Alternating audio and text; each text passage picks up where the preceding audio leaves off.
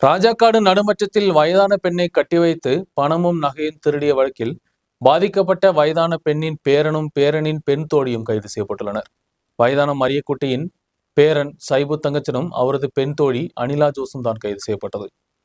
கடந்த 16ஆம் தேதி தான் நடுமற்றம் பகுதியை சேர்ந்த டோமி என்பவரின் வீட்டில் திருட்டு நடந்தது. காலை 9:30 மணிக்கு தான் சம்பவம். டோமியின் அம்மா மரியக்குட்டி மட்டுமே வீட்டில் இருந்துள்ளார். 2 பெண்கள் உட்பட உள்ள 3 பேர் கொண்டு கும்பல் வீட்டிற்கு வந்துள்ளது. வீட்டிற்குள் அத்துமீறி நுழைந்த கும்பல் மரியக்குட்டியை துணி உபயோகித்து டேபிளில் கட்டி வைத்து மரியக்குட்டியின் அணிந்திருந்த 8 கிராம் எடை வரும் 3 தங்க நகைகளை பறித்து சென்றது. பீரோவை திறந்து 3000 ரூபாய் திருடி சென்றது. இதற்கிடையே வெளியே ஓடி வந்த மரியக்குட்டி சத்தம் போட்டதை தொடர்ந்து அருகில் தோட்டத்தில் மரவேலி செய்திருந்தவர்கள் வந்த நேரத்தில் குற்றவாளிகள் ஓடி தப்பித்தனர். தொடர்ந்து ராஜாக்காடு காவலர்கள் நடத்திய விசாரணை கோட்டை மணற்காட்டில் வாடகை வீட்டில் தங்கியிருந்த சோனியா என்று அழைக்கப்படும் சரோஜாவை கடந்த தினம் கைது செய்திருந்தனர். சரோஜாவிடமிருந்து கிடைத்த தகவலின் அடிப்படையில் காவலர்கள் நடத்திய விசாரணையில் முக்கிய குற்றவாளியான மரியக்குட்டியின் மகளுடைய மகனுக்கு நேராக விசாரணை நடத்தப்பட்டது. தொடர்ந்து நடத்திய விசாரணையில் மரியக்குட்டியின் பேரனான பன்னியார்குட்டியை சேர்ந்த சைபு தங்கச்சனும் காஞ்சிரப்பள்ளியை சேர்ந்த அவருடைய பெண் தோழி அனிலா ஜோசும் கைது செய்யப்பட்டனர். திருட்டுக்கு பின்னால் தன்னுடைய பேரன் இருந்ததை அறிந்து மனதளவில் பாதிக்கப்பட்டுள்ளதாக മരിയക്കുട്ടി தெரிவித்தார். കൊച്ചുമോൻ നേരത്തെ വിളിക്കുകയോ സംസാരിക്കുകയോ ചെയ്യാറുണ്ടായിരുന്ന ആളാണോ? ഇത്തവണ ബാംഗ്ലൂർ പോയായിരുന്നു. അവിടെ മകൻ്റെ കല്യാണമായിരുന്നേ.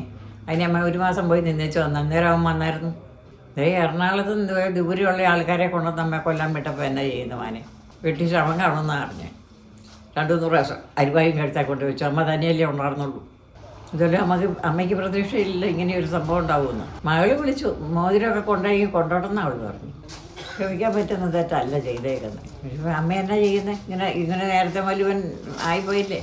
സഹോദരിயின் மகன் என்ற முன்னுரிமை கொடுக்காமல் சரியான தண்டனை கொடுக்க வேண்டும் என்றும் டோமி தெரிவித்தார். ഒരിക്കലും പ്രശ്നമില്ല. കാരണമായിട്ട് ഈ 1 മാസം മുമ്പ് കൂടെ അവനുമായിട്ട് നമ്മളിപ്പോൾ ബന്ധപ്പെട്ട അവന് എന്തെങ്കിലും ആവശ്യമുണ്ടെങ്കിൽ നമ്മൾ ചോദിക്കേണ്ട കാര്യമുള്ളൂ. അത്യാവശ്യം എല്ലാവർക്കും നല്ല നിലയിൽ ജീവിക്കുന്നവരാണ്. ഈ സൈസ് പണി കാണിക്കേണ്ട കാര്യമില്ല. ഇവനെയും അവിടെ എല്ലാവരും നാട്ടിൽ നിന്ന് വന്നവരായതുകൊണ്ട് നമുക്ക് അറിയാൻ പറ്റില്ല. ഈ മണ്ടക്കാട് ആ ഭാഗത്താണ്ടൊക്കെ അവരെല്ലാം അവിടെ നിന്ന് കൊടുത്തൊക്കെയല്ലേ വന്നത്. അതുകൊണ്ട് നമുക്കൊന്നും അറിയാം. പിന്നെ ഈ കേസ് അങ്ങനെ പോട്ടെ, അല്ലാതെ നമ്മൾ എന്ത് ചെയ്യണം?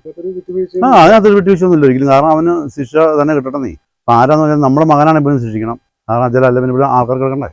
അങ്ങനെ ന്യായീകരിച്ച് നമ്മളെ വെറുതെ വിട്ട് വെച്ചത്. കാരണം അവന് ആ രീതിയിൽ അമ്മച്ചിനെ പിടിച്ച് കെട്ടിയിടുകയും ചിലപ്പോൾ ഈ നല്ല കൊലപാതകം നടത്തി എന്ത് ചെയ്യും? അങ്ങനെയൊക്കെ ഒരു എത്ര ഇത് കാണിച്ചപ്പോൾ അല്ലെങ്കിൽ നമുക്ക് പിന്നെ എന്തെങ്കിലുമൊക്കെ ചെയ്യാമായിരുന്നു. പിടിച്ച് കെട്ടിയിടുകയും കൊല്ലുന്നു പറഞ്ഞാൽ 3 പ്രാവശ്യം വെച്ചതാണ്. കുറ്റവാളികളെ അടിമാലി നീതിമன்றത്തിൽ ഹാജർ ചെയ്ത് റിമാൻഡ് ചെയ്തனர். ന്യൂസ് ബ്യൂറോ, രാജകുമാരി.